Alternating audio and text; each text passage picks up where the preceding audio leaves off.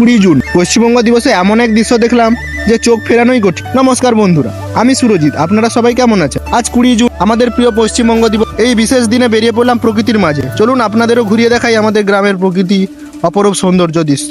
চারিদিকে ফাঁকা মাঠ, সবুজে ঘেরা শান্ত পরিবেশ আর মেঘলা আকাশ, একেবারে আসল গ্রাম বাংলা। প্রকৃতির মাঝে সময় কাটাতে আমার ভীষণ ভালো লাগে। দেখুন তো, কাশফুলের মতো ছোট ছোট সাদা ফুল ফুটেছে, কিন্তু এগুলো আসলে কি ফুল জানলে কেউ কমেন্টে অবশ্যই জানাবেন। তারপর মাঠের মাঝখানে একটু বসলাম। আমার পিছনে যেটা দেখছেন, এটা আমাদের গ্রামের বড় ফিশারি।